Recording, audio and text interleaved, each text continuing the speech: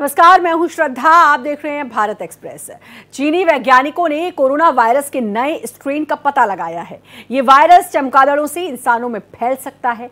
इस नए स्ट्रेन का नाम है HKU50CoV2। इस वायरस के संक्रमण का तरीका कोविड-19 जैसा ही है। इसीलिए लोग डर रहे हैं कि कहीं ये भी दुनिया में नई महामारी की वजह ना बन जाए। वैज्ञानिक हमें सतर्क रहने की सलाह दे रहे हैं और इस वायरस के प्रकोप फैलने से पहले हमें आगाह किया जा रहा है। भारत चीन का पड़ोसी देश है और दोनों देशों के बीच लोगों की आवाजाही भी खूब होती है।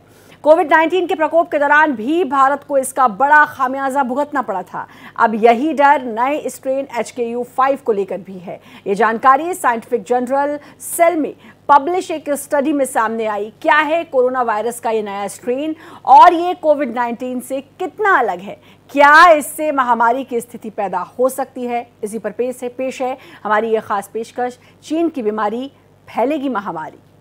इसके साथ ही हमारे साथ डॉक्टर्स का बड़ा पैनल भी है, आपको इस खतरे से आगाह कराएंगे। साथ ही स्टूडियो में मौजूद हैं गौरव पांडे जो कि पब्लिक हेल्थ एक्सपर्ट हैं, उनसे भी हम इसकी पूरी जानकारी लेंगे। चीन में फिर से कोरोना की दस्तक।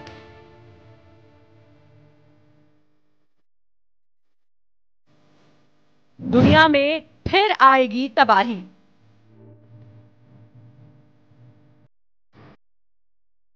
वुहान से निकला बैट वायरस।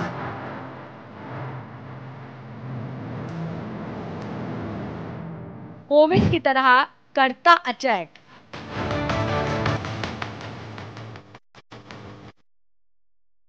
फिर से फैल सकती है महामारी।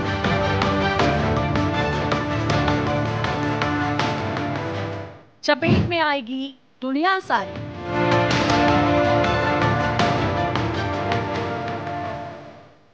क्या है HKU5CoV2?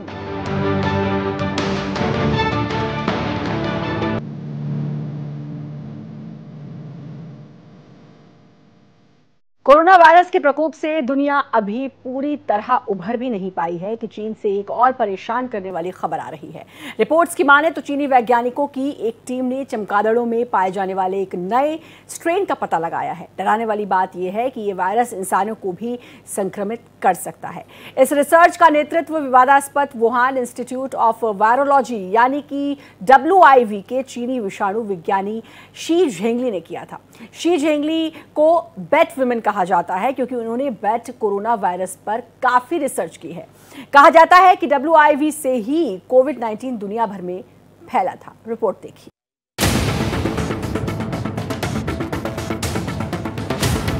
कोरोना का नया वेरिएंट। कोरोना वायरस की शुरुआत चीन से हुई थी, उसके बाद दुनिया भर में इसका प्रकोप फैल गया था। अब चीन के वैज्ञानिकों ने एक और बैट वायरस खोजा है जिसका नाम HKUS-CoV2 है। ये कोविड-19 वायरस से मिलता जुलता वायरस है। इस वायरस की खोज वुहान इंस्टीट्यूट ऑफ वायरोलॉजी की टीम ने की है। इस वायरस के बारे में जानकारी मिली है कि ये नया वायरस इंसानों के ACE2 प्रोटीन के माध्यम से कोशिकाओं में प्रवेश करता है। ठीक यही तरीका SARS-CoV-2 ने भी अपनाया था, जिससे कोरोना वायरस महामारी फैली थी। HKU5CoV2 में फ्यूरिन क्लीवेज साइट नाम की एक विशेषता पाई गई है। इससे ये संभावना है कि ये वायरस जानवरों से इंसानों में फैल सकता है। हालांकि इसकी क्षमता के बारे में बात करें तो HKU5CoV2 वायरस की क्षमता SARS-CoV-2 से कम है। अभी तक इस वायरस से कोई भी इंसान संक्रमित नहीं हुआ है, फिर भी वैज्ञानिक इस पर निरंतर शोध कर रहे हैं ताकि आने वाले समय में किसी भी खतरे को समय रहते रोका जा सके। HKU5 वायरस का आविष्कार बैट्स में चाइना में हुआ और इसकी जो सिमिलरिटी है जो प्रीवियस SARS-CoV-2 था वैसे ही ऑलमोस्ट सिमिलरिटी है। ये दोनों ही वायरस हमारे शरीर के अंदर ह्यूमन ACE2 रिसेप्टर्स में इन्फेक्ट करता है। ये वायरस की जो एफिनिटी टुवर्ड्स ACE2 रिसेप्टर है वो थोड़ा सा कम है कंपेयर टू जो प्रीवियस SARS-CoV वायरस था। इस वजह से इसकी जो ह्यूमंस की तरफ जो इफेक्ट है वो काफी वीकर है। जो लैब टेस्ट हम लोगों ने अभी इस समय जो वहां पे चाइना में सब किया गया है उसमें देखा गया है कि उसका जो इफेक्ट इन ह्यूमन काफी कम है और जो इन्फेक्शन है वो उतना ज्यादा एफिशिएंट नहीं है जैसा कि सार्स कोविड था। तो हमें आशा है कि ऐसी कोई इसके अंदर इन्फेक्शन का जो स्प्रेड या ह्यूमन टू ह्यूमन ट्रांसमिशन होगा, ऐसी कोई उम्मीद नहीं है। क्या है HKU5CoV2? HKU5CoV2 चीन में चमगादड़ों में पाया गया है। रिसर्चर्स ने बताया है कि भले ही इस वायरस में इंसानों को संक्रमित करने की क्षमता दिख रही है, लेकिन अभी तक ये साफ नहीं हुआ है कि ये सीधा जानवर से इंसान में पहुंच सकता है या नहीं। हालांकि जंगलों में सैकड़ों कोरोना वायरस मौजूद हैं, लेकिन उनमें से कुछ ही इंसानों को संक्रमित कर पाते हैं।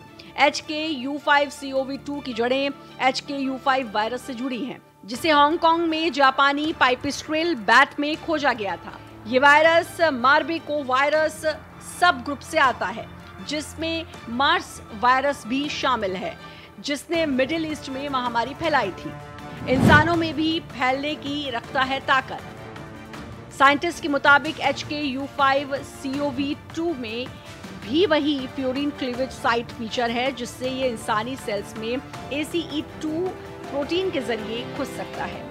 वहीं लैब में किए गए टेस्ट में पाया गया कि ये वायरस हाई ACE2 लेवल वाली इंसानी सेल्स को संक्रमित कर सकता है, खासकर आंत और श्वसन तंत्र की कोशिकाएं। इसके साथ ही रिसर्चर्स ने ऐसे मोनोक्लोनल एंटीबॉडी और एंटीवायरल दवाओं की भी पहचान की है जो इस बैट वायरस को रोक सकती हैं। फिलहाल तो इस वायरस का कोई इंसानी मामला अब तक सामने नहीं आया है, लेकिन वैज्ञानिकों का मानना है कि इसके लक्षण कोविड-19 और मर्स वायरस की तरह हो सकते हैं। क्या फिर बज रही खतरे की घंटी? विश्व स्वास्थ्य संगठन ने पहले ही मार्बेको वायरस को संभावित महामारी की सूची में शामिल कर रखा है। HKU5CoV2 इसी मार्बेको वायरस ग्रुप से संबंधित है, इसलिए इस पर भी वैज्ञानिकों की नजर है। बैट वुमन ने की रिसर्च। इस रिसर्च को चीन की शी झेंगली और उनकी टीम के Guangzhou academy of sciences Wuhan university के वुहान इंस्टीट्यूट ऑफ वायरोलॉजी के साइंटिस्ट के साथ मिलकर किया गया है। उनके मुताबिक HKU5 अभी सिर्फ जानवरों और पक्षियों से इंसानों में संक्रमण का खतरा पैदा कर सकता है। शी झेंगली को बैट वुमन इसलिए कहा जाता है क्योंकि उन्होंने बैट कोरोना वायरस पर सबसे ज्यादा स्टडी की है। वे वुहान इंस्टीट्यूट ऑफ वायरोलॉजी में भी काम कर चुकी हैं। यहीं से 2020 में कोविड-19 वायरस लीक होने के आरोप लगे थे। हालांकि शी झेंगली ने इस दावे को खारिज करते हुए कहा था कि कोविड-19 वुहान लैब से नहीं फैला। आज तक इस बात पर कोई पक्की सहमति नहीं बनी है कि कोविड-19 आखिर आया कहां से था। HKU5CoV2 के लक्षण।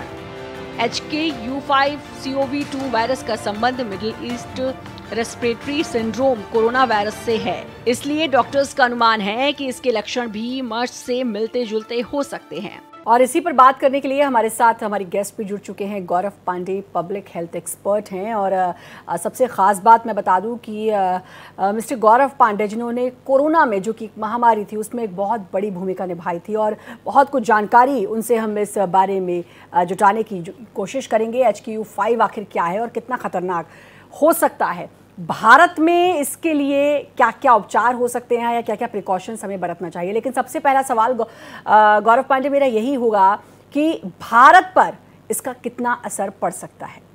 देखिए, अभी तो इस वायरस की जो भी जानकारी आई है बहुत ही प्रिलिमिनरी स्टेज पे है और अभी ये रिसर्च का विषय है। जहाँ तक भारत में असर की बात है, क्योंकि हमारी प्रॉक्सिमिटी चाइना के साथ में काफ़ी है, तो हमारी रिस्क प्रोफाइलिंग किसी दूसरे देश की तुलना में हमेशा इस तरीके के वायरस के लिए ज़्यादा रहती है। लेकिन अभी तक ऐसा कोई भी एविडेंस नहीं मिला है जिसमें इसका कोई भी संक्रमण इंसानों में हुआ हो। इसकी वजह से फ़िलहाल अभी कोई चिंता की और डरने की ज़रूरत नहीं है। लेकिन हाँ, सावधान रहने की ज़रूरत है, क्योंकि अभी हम कोरोना के जो त्रासदी है उससे पूरी तरीके से उबर नहीं पाए हैं, तो किसी भी प्रकार की लापरवाही की ज़रूरत नहीं है। तो सभी लोगों को यही सुझाव होता है कि आप कृपया इसके जितने भी अपडेट्स आ रहे हैं, इसके जो भी डेवलपमेंट्स हैं उनको ट्रैक करते रहें, और अगर किसी तरीके का कोई भी सिम्टम या लक्षण आता है तो तुरंत अपने डॉक्टर से संपर्क करें। सिम्टम्स की आपने बात की, तो क्या क्या इसके सिम्टम्स हो सकते हैं? क्या कोरोना जैसे ही इसके सिम्टम्स देखने को मिलेंगे? जी बिल्कुल। ये हालांकि इस वायरस के साथ सबसे अच्छी चीज़ ये है कि इसका जो भी संक्रमण क्षमता हो या इसका जो इंसान के ऊपर संभावित असर हो वो कोरोना के मुकाबले काफ़ी हल्का है, लेकिन फिर भी बुखार हो गया, सर्दी खांसी जुकाम हो गया, शरीर में कमजोरी आना, हड्डियों में दर्द, इस तरीके के सिम्टम आ सकते हैं। तो किसी भी तरीके का कोई भी वायरल इन्फेक्शन होता है तो उसको हमेशा एक जागरूकता के साथ में उसको ट्रीट करना चाहिए। बिना किसी डॉक्टर की सलाह के कोई दवाइयाँ नहीं लेनी चाहिए, और अगर कुछ भी एबनॉर्मेलिटी आती है जिसमें लगता है कि नॉर्मल कोर्स के वायरल इन्फेक्शन से कहीं ज़्यादा है तो तुरंत अपने डॉक्टर से संपर्क करना चाहिए। बिल्कुल, तो ये तो लक्षण की बात हो गई, लेकिन जैसे कि कोविड के समय की मैं बात कर रही हूँ, मार्च का ही टाइम था जब लॉकडाउन लगा था, और उससे पहले हर किसी को लग रहा था कि कोविड इतनी बड़ी बीमारी नहीं हो सकती, कोविड इतनी बड़ी बीमारी नहीं हो सकती है। लेकिन उसके बाद जिस तेज़ी से विस्तार किया उस बीमारी ने और पूरी दुनिया को अपनी चपेट में ले लिया और महामारी घोषित हो गई, तो कितना अब और सावधान रहने की ज़रूरत है, मेरा सवाल होगा। लेकिन उससे पहले एक रिपोर्ट भी आपको दिखाते हैं, क्योंकि चीन का नया बैट कोरोना वायरस दुनिया के लिए अब टेंशन बन गया है। इस वायरस के मिलते ही बाकी देश अलर्ट हो गए हैं, खासकर चीन के पड़ोसी देश ज़्यादा एक्टिव नजर आ रहे हैं। HKU5 नाम का ये वायरस इंसानों को संक्रमित कर सकता है। ये उन कोशिकाओं में पहुंचकर सेहत को प्रभावित कर सकता है जिनका इस्तेमाल SARS-CoV-2 करता था, जो कोविड-19 का कारण था। ऐसे में सवाल उठता है कि क्या चीन में मिला नया वायरस भारत भी पहुंच सकता है? ये शरीर के किन अंगों पर सबसे पहले अटैक करता है और इसके क्या क्या लक्षण हैं, देखिए रिपोर्ट।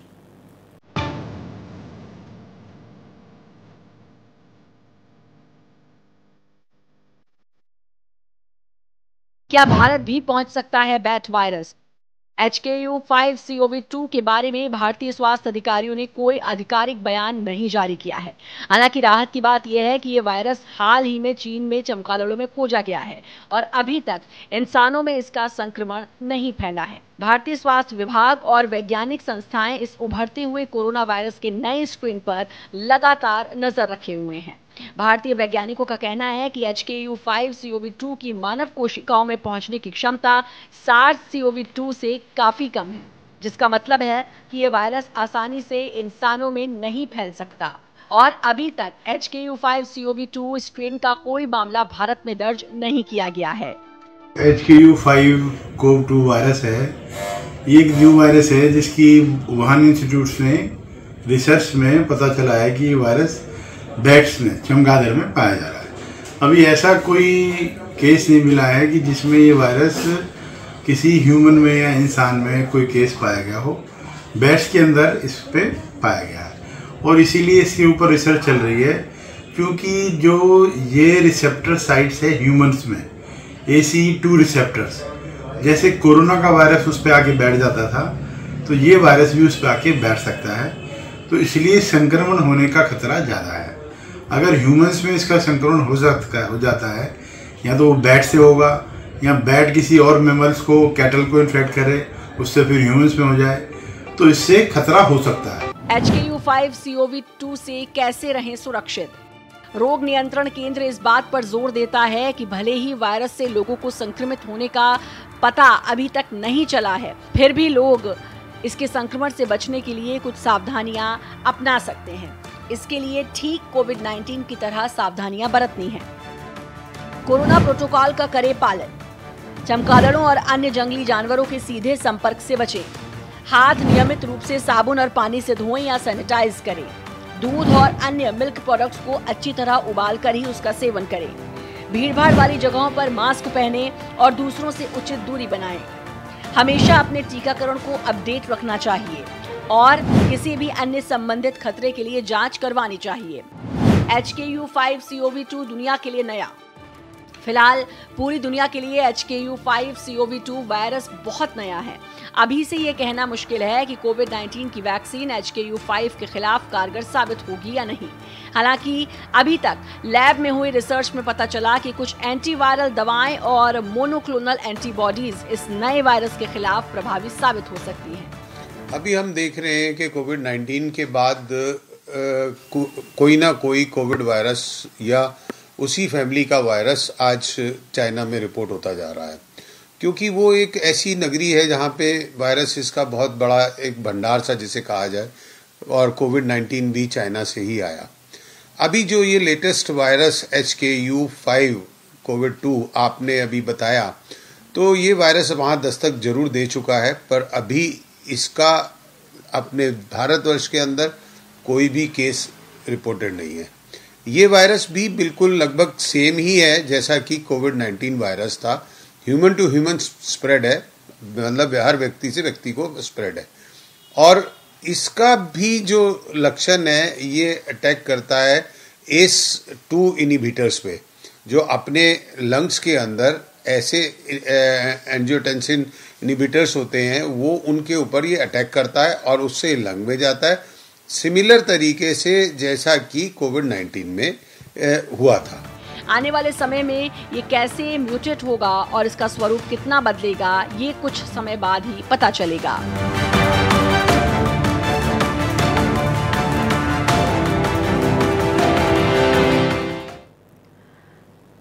तो अब आने वाले समय में इसका स्वरूप कैसा होगा, इसके लिए इंतज़ार करना होगा। लेकिन क्या इंतज़ार करना ठीक है या उससे पहले कुछ प्रिकॉशंस हमें बरतने चाहिए? गौरव पांडे हेल्थ एक्सपर्ट हैं और हमारे साथ जुड़े हुए हैं, पब्लिक हेल्थ एक्सपर्ट हैं, और जैसा कि मैंने पहले बताया कि कोविड के टाइम पर एक बहुत बड़ी हिस्सेदारी इनकी रही है।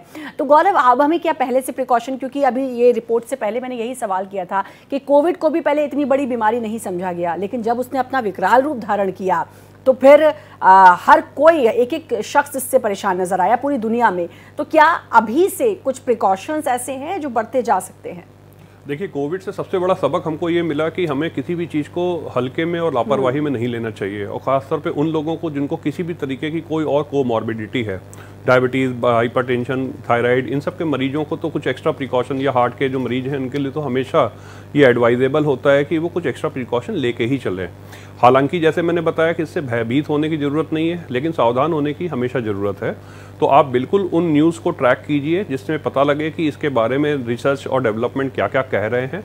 दूसरा, कोई भी वायरल इन्फेक्शन होता है, हमें ये जानना चाहिए कि ये संक्रमण से ही फैलता है। हम किसी भी वायरल इन्फेक्टेड इंसान के आसपास अगर हों तो हमें पूरे अपने चेहरे को ढक के रखना चाहिए, उनके अपने हाथ वगैरह वॉश करने चाहिए, साफ़ सफाई का बेसिक हाइजीन का ख्याल रखना चाहिए, और हमेशा अपने आप को हाइड्रेटेड रखना चाहिए। तो ये वो बेसिक रिकमेंडेशन है जो किसी भी प्रकार के वायरल इन्फेक्शन के लिए ज़रूरी है, उन्हीं को यहाँ पे भी अपनाने की ज़रूरत है। अगर हम किसी पॉल्यूटेंट इन्वायरमेंट में है जहाँ पे हमको लगता है कि हमारा एक्सपोजर जो है बाहर की दुनिया में ज़्यादा है, तो बेहतर है कि हम मास्क भी लगा लें। लेकिन अभी तक भारत सरकार की ओर से या किसी भी पब्लिक हेल्थ अथॉरिटी की ओर से कोई भी अभी एडवाइजरी नहीं आई है, लेकिन फिर भी सावधानी, सुरक्षा, किसी भी चीज़ में, किसी भी तरीके की कोई भी पब्लिक हेल्थ प्रॉब्लम में लापरवाही का तो कहीं कोई स्कोप है ही नहीं। बिल्कुल, तो सतर्कता बरतने की ज़रूरत है, और इसीलिए हम भी आपको आगाह कर रहे हैं, भारत एक्सप्रेस इसीलिए आगाह कर रहा है ताकि जो गलतियां कोविड में हुई वो अब कोई भी ना करे। गौरव, आपका बहुत बहुत शुक्रिया अपना समय देने के लिए और इतनी अच्छी जानकारी देने के लिए। चीन में बीमारियों के फैलने की बात कोई नई नहीं है, समय समय पर चीन खतरनाक बीमारियों का सामना करता रहा है। चीन जो दुनिया का दूसरा सबसे घनी आबादी वाला देश है, महामारी के प्रकोप का केंद्र बन चुका है। लेकिन सवाल ये है कि क्या आखिर ऐसा क्यों होता है, क्यों चीन ही बार बार ऐसी खतरनाक बीमारियों का सामना करता है? आखिर इसके पीछे की वजह क्या है?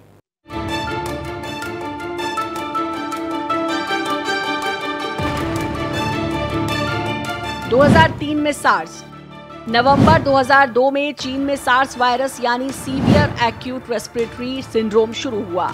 इसके बारे में जाना जाता है कि यह संभवतः चमगादड़ों से शुरू हुआ और फिर बिल्लियों में फैला और फिर इंसानों में। उसके बाद ये 26 और देशों में फैला, जिससे 8000 लोग संक्रमित हुए और 774 लोगों की मौत हो गई। 2003 जुलाई तक वायरस पर काबू पा लिया गया और तब से ये फिर से सामने नहीं आया। प्रकोप की शुरुआत में वायरस के बारे में जानकारी दबाने की कोशिश करने के लिए चीन की आलोचना की गई थी। नया कोरोना वायरस भी सार्स परिवार का ही सदस्य था। चाइना से जहाँ की हमने देखा है कि नॉनवेज कंजम्पशन बहुत ज़्यादा है, वहाँ देखा गया है कि जो लोग चमगादड़ों के कॉन्टैक्ट में रहते हैं, वहाँ एक कोरोना की नई स्ट्रेन पाई गई है जिसको कि HKU5 कहा जा रहा है, और ये बहुत ही लीथल भी मानी जा रही है और बहुत ही इन्फेक्शस भी मानी जा रही है। तो जैसे ही चाइना में कोरोना की बात आती है, हमारे इंडिया के लोग डर जाते हैं, कहीं इंडिया में फैलने का डर तो नहीं है। तो हम इतना ही कहेंगे, पहली बात तो वहाँ भी कोई बहुत ज़्यादा, चाइना में भी बहुत ज़्यादा केसेस नहीं देखे गई है। ये आम लोगों के सिर्फ जानकारी के लिए है कि ये चीज़ है, अदरवाइज़ अभी तक हमारा ऐसा कोई डर नहीं है जो हम सोचें कि इंडिया में फैलने वाली है या इंडिया में आने वाली है। Bird flu. एवियन फ्लू या बर्ड फ्लू एक वायरल संक्रमण है जो पक्षियों से पक्षियों में फैलता है। ये बीमारी संक्रमित मुर्गियों या अन्य पक्षियों के बेहद नजदीक रहने से फैलती है। विशेष रूप से मुर्गियों की अलग अलग प्रजातियों से डायरेक्ट कांटेक्ट में इंसानों में भी ये बीमारी फैलती है। इंसानों में ये वायरस मुंह, आंख और नाक के जरिए फैलता है। इस महामारी के कई स्वरूप लंबे समय से दुनिया के सामने आते रहे हैं, लेकिन इस समय प्रचलित H5N1 पहली 1996 में चीन में सामने आया। इसे हाई पैथोजेनिसिटी का वायरस माना जाता है। एक रिपोर्ट के मुताबिक दुनिया में इसका डेथ रेट 50% से ज्यादा है। इसका मतलब है कि बर्ड फ्लू से पीड़ित 10 व्यक्तियों में से 5 की मौत हो जाती है। अगर हमने किसी प्रकार की कोताही बरती, आज हम देख रहे हैं कि बहुत सारा बिजनेस और हमारा बिजनेस क्लास जो है वो चाइना से माल उठाता है, चाइना जाता है और चाइना से ट्रांसपोर्टेशन भी करता है। तो अगर हमने कहीं ना कहीं इसकी लापरवाही की तो ये फिर वही रूप लेगा जैसा रूप वो था, परंतु इसके चांसेस बहुत कम हैं। चीन में क्यों फैलता है वायरस? चीन में महामारी के केंद्र बनने के पीछे कई भौतिक और सांस्कृतिक कारण हैं, जिनमें घनी आबादी, जंगली जानवरों का सेवन और अत्यधिक शहरीकरण जैसे पहलू शामिल हैं। विशेषज्ञ बताते हैं कि पूरी दुनिया में मांस का कारोबार बढ़ रहा है, जंगल कम हो रहे हैं और जानवरों की फार्मिंग बढ़ रही है। इसकी वजह से जंगली जानवरों के वायरस फार्मिंग वाले जानवरों में आ जाते हैं, वहां से ये वायरस आदमी के शरीर में पहुंच जाते हैं। घनी आबादी। चीन की जनसंख्या 1 अरब से अधिक है और इसके शहरी क्षेत्रों में भी अत्यधिक जनसंख्या घनत्व है। ऐसे वातावरण में बीमारियां जल्दी फैलती हैं। जंगली जानवरों के साथ संपर्क। चीन में लोग अक्सर जंगली जानवरों को खाते हैं। ये जानवर कई तरह से वायरसों के वाहक होते हैं जो इंसानों में फैल सकते हैं, जैसे कोरोना वायरस की उत्पत्ति जो शेर और चमगादड़ जैसे जानवरों से जुड़ी थी। Wet markets. चीन के वेट मार्केट्स में अलग अलग तरह के जंगली जानवरों की बिक्री होती है, जहां संक्रमण फैलने का खतरा बढ़ता है। मीट मार्केट में जानवरों के मांस और ब्लड का ह्यूमन बॉडी से संपर्क होता रहता है। ये वायरस के फैलने की सबसे बड़ी वजह है। तेजी से बढ़ता शहरीकरण। चीन में तेजी से शहरीकरण और ट्रांसपोर्ट नेटवर्क के विस्तार के कारण वायरस बहुत तेजी से एक जगह से दूसरी जगह पर फैल जाते हैं। इसके साथ ही बड़ी संख्या में अंतर्राष्ट्रीय यात्राएं भी संक्रमण के प्रसार को बढ़ाती हैं।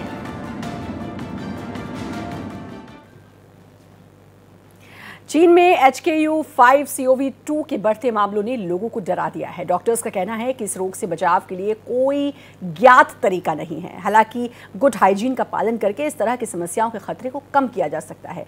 अपने हाथों को साफ रखें, किसी भी सतह को छूने से बचें या छूने के बाद हाथों को जरूर धोएं। साथ ही ऐसे कोई भी लक्षण दिखे तो तुरंत डॉक्टर से संपर्क करें। सावधान रहें, सतर्क रहें।